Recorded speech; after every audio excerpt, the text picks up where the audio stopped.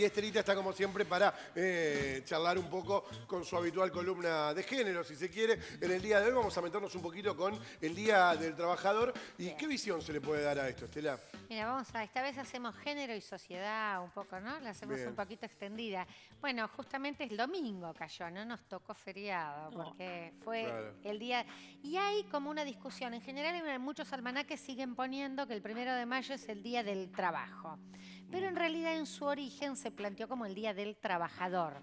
Y Bien. ahí Y tenemos... no es lo mismo. No es lo No, mismo, no. no es lo mismo, porque el Día del Trabajo, no puede ser, sí, el trabajo, que Sí. puede implicar a empresarios y trabajadores, por ejemplo. Claro. En cambio, el Día del Trabajador es de quien... Del obrero, Del claro. obrero. Su origen tiene mucho que ver con esto y su origen tiene que ver con la lucha obrera que recuerda a los mártires de Chicago. Esto fue en el año 1886, año en que empieza, ¿no?, todo el proceso de la industria, de lo que se conoce más clásicamente, sobre todo con la metalmecánica, con las industrias textiles, las industrias pesadas, que no había límite de la jornada laboral. Y la lucha era por el trabajo 8 horas. A veces suena bastante, ¿vieron? Cuando hacemos la cuenta de la jornada laboral que tenemos, si estamos cumpliendo las 8 horas o no.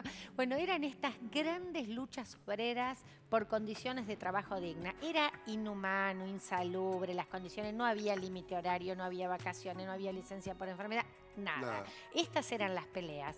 En Chicago, liderado por anarquistas, hacen una movilización y allí asesinan a 2, que son los mártires de Chicago, en esta movilización del 1 de mayo, pero que después tuvo otras manifestaciones por estos asesinatos y hubo los 8 mártires que fueron presos, condenados. Algunos se suicidaron porque dijeron: no vamos a dejar que este sistema nos mate. Los habían condenado a muerte.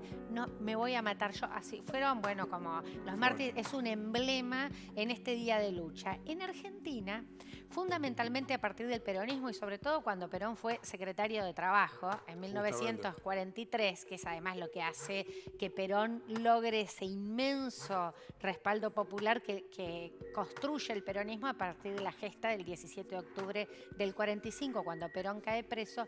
¿Qué pasa? Que en realidad es quien cristaliza en leyes bien concretas los derechos laborales. La jornada de 8 horas, la paritaria. Ahí en el 43 es cuando se establece la ley que reconoce que se hagan mesas de negociación paritarias para los aliados. Bueno, las cuestiones básicas de derechos laborales en nuestro país en el 43. Este año tuvimos, bueno, acá seguramente se ha comentado, el viernes, por primera vez diríamos, creo que yo, desde el 80 y pico, con Ubaldini, con Saúl Ubaldini, secretario general de la CGT. Con su campera y sus lágrimas. Fue, creo, la última vez que el movimiento obrero sindical de argentino se movilizó todo junto. Hablan de 300.000 trabajadores en la calle, bueno, siempre son discusión. La cifra, no importa lo finito de la cifra, fue inmensa la movilización. Y también impresionante la poca repercusión que tuvo en los medios, ¿no? A pesar que, bueno, fue domingo, se mostró mucho, pero no hubo mucho análisis de eso posterior, ¿no? No hubo mucho análisis, por eso dijimos, vamos a hablar ahora también de las mujeres trabajadoras, que es lo que normalmente no se visibiliza. Pero para meternos con la mujer, algo que me llamaba la atención cuando vos hacías fecha esto. En el resto, lo de los obreros, los mártires de Chicago, hablan de una situación mundial también. En el resto del mundo también los derechos de los trabajadores siguen estando en disputa y se instalaron como derechos hace tan poco tiempo, porque si uno lo piensa en la historia de la humanidad, los últimos 50 años estamos discutiendo recién. Es muy poco tiempo para todo. No es tan loco que nos cueste tanto mantener y que lo sigamos peleando. Un cuarto de historia del país. Claro, hubo mucho tiempo en el cual nadie ni se lo planteaba. Claro, mira, en el mundo se conmemora el 1 de mayo como el Día del Trabajador y la Trabajadora. Ahora tratamos de incorporarle. Pero en el único país que no se conmemora el 1 de mayo es en los Estados Unidos. Casualmente recordamos una lucha de Chicago, de Estados Unidos. Allí no se conmemora, pero en el resto del mundo sí. Y la verdad que cada vez más tenemos una situación de lucha por derechos. Yo decía hoy, ¿cuáles son las jornadas? Muchas de las personas, en lo complejo que es el mundo del trabajo, tienen que tener hasta 2 trabajos. Entonces, ¿qué jornada? Los docentes que tienen doble jornada con 2 escuelas. Entonces, ¿a cuánto se termina extendiendo su jornada? Bueno, el viaje. Digo, y hoy hay un fenómeno con el cambio de la globalización y sobre todo en todo lo que tiene que ver con la etapa más financiera, que cambió la ecuación. ¿Y cuál es la ecuación? Antes lo que más circulaba en el mundo era producción. Y hoy es dinero. Y esta situación que ha generado incluso para el mundo desarrollado, ni hablemos los países en desarrollo como los nuestros, que el principal problema del trabajo sigue siendo la informalidad laboral. Más del 30% del trabajo en la Argentina se realiza de manera informal, lo que quiere decir sin derechos laborales básicos. Ahora, en los países desarrollados ha crecido la informalidad laboral y ha crecido la pobreza. ¿Qué quiere decir? Que vos, por más que tengas trabajo, seguís estando por debajo de una línea de pobreza, que eso no te alcanza para garantizar cuestiones básicas de tu vida. Está bueno que diga lo de los países desarrollados, donde también pasa, porque nosotros aquí, yo más de una vez hice mención a algo que acá fue como la moda Uber, y que en el mundo se lo está analizando como la precarización 3.0, por decirlo de alguna manera, ¿no? La novedad, porque se viene replicando en muchos países esta situación de que instalar este laburo que supuestamente te da como una cosa tecnológica, de que parece más desarrollada, de qué sé yo, y en el fondo es precarización laboral y se da justo después de gobiernos que han hecho ajustes. Digo, es una manera en la que hoy por hoy el sistema capitalista y globalizado tiene como una especie de aliado en Internet para, antes vos te acordás, la precarización laboral significaba que a muchos desempleabas para que el empleado, qué sé yo, acceda a laburar con menos beneficios. Hoy por hoy se desemplea mucho para que muchos desempleados sean mano de obra de esa precarización virtual. Digo, así como Uber, que acá se habla mucho, están creciendo un montón de otras aplicaciones que van a ese mismo lugar, al laburo absolutamente informal dentro de Internet.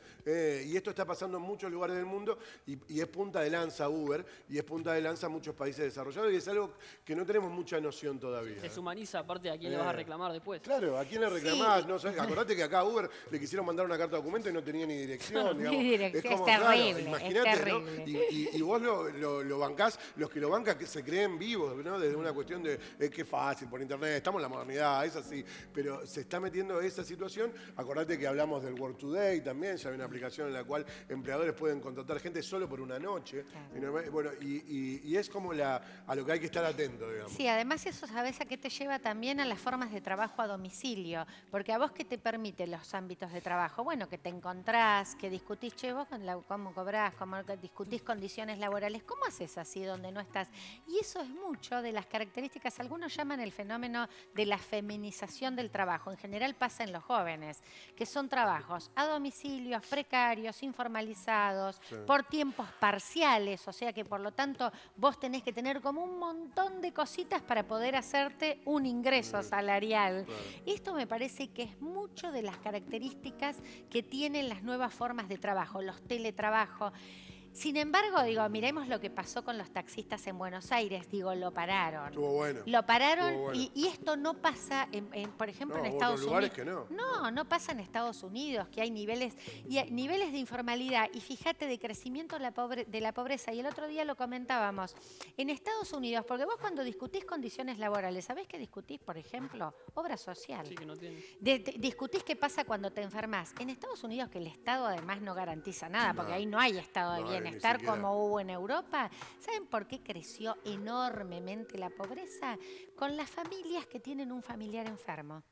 Porque cuando vos tenés que empezar a vender todo, porque es una fortuna. Digo, a veces nos compramos como esta idea de un primer mundo idílico y la verdad que estamos yendo a sociedades que son cada vez más desiguales y muy excluyentes, y entonces las peleas por decir, bueno, ¿cómo conseguimos condiciones dignas de trabajo? Se ponen absolutamente actuales, no es que empezaron en el 1880 y pico, o incluso mucho más atrás con la lucha en contra del esclavismo, si vemos la forma que cuando existía el esclavismo, pero digo, hoy se actualizan en cómo se combate frente a estas cuestiones y hay que volver a discutir las leyes respecto a trabajo a domicilio, porque hoy con las nuevas tecnologías esto es cada vez más habitual y más abierto a rubros que quizás antes no se daban. Sí, no, sí. Ese tipo de cosas. Bien, y vos recién decías, qué loco que hayas utilizado casi como un adjetivo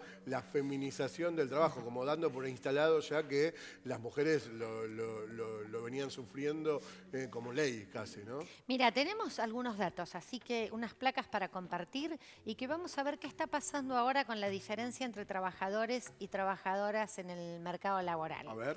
Fíjate, participación en el mercado de trabajo. Los varones casi un 72%, 71,9%, y las mujeres 47%. ¿Les parece qué brecha, no? Una brecha grande de participación. La tasa de empleo lo mismo, los varones 67,8%, las mujeres 43%, y la tasa de desempleo 5,6% para los varones, 8,5% para las mujeres. En todos los indicadores que miramos vemos que son desfavorables los datos laborales para las mujeres. Tenemos otra más, que habla de la tasa femenina por sector de actividad. Fíjense. Industria, 18,7%.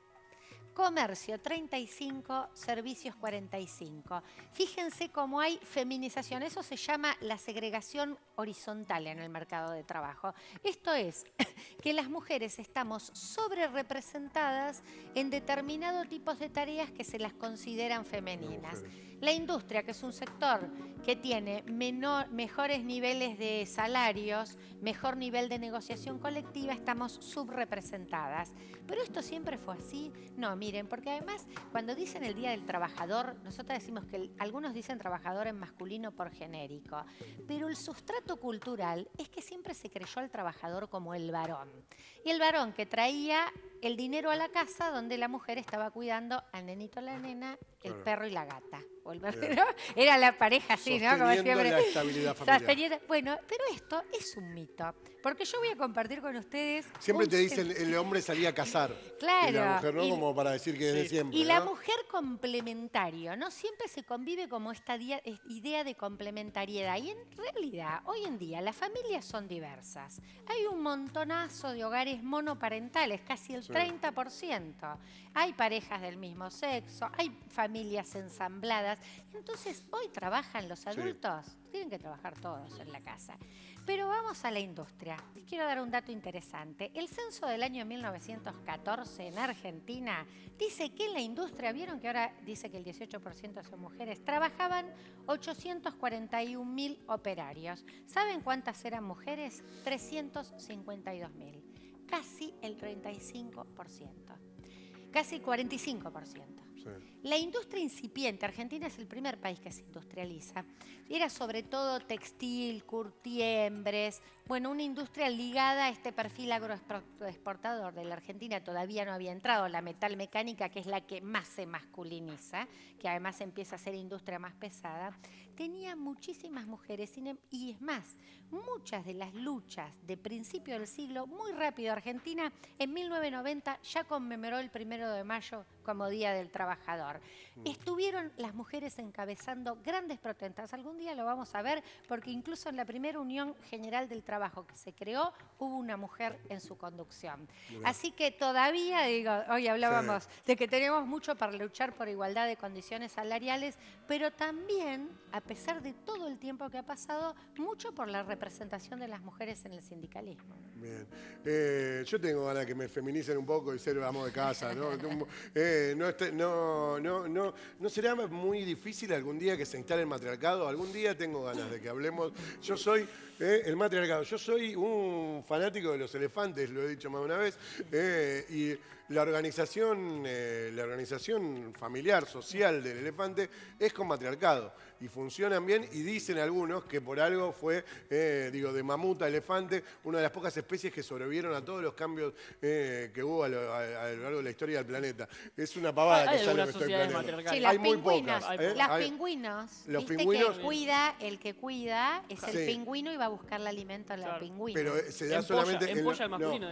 Claro, eso, pero se da solamente cuando están embarazados, digamos. Los elefantes mandan las mujeres siempre. Sí. O sea, de hecho, dentro del elefante, de los elefantes, el varón es un simple reproductor. Sí. Es un estúpido que sirve para reproducir y hay que usarlo para eso, así de simple. La diferencia, ¿sabes cuál es? Yo comparto con vos que tiene que ser mucho más compartido las tareas, pero la idea de patriarcado es una idea jerárquica y de dominio.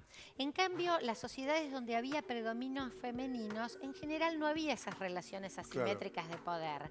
había repartos y distribución y reconocimiento y valoración del papel de las mujeres, pero no desigualdades. Claro, no es que Entonces, pasamos a que mandan las mujeres. Yo digamos, digo, claro, más que un claro. matriarcado, que Sí. sería como, podríamos plantearnos en sociedades mucho más Más tranquila, igualitarias. está bueno, está bueno. Bien, Estelita, gracias como siempre.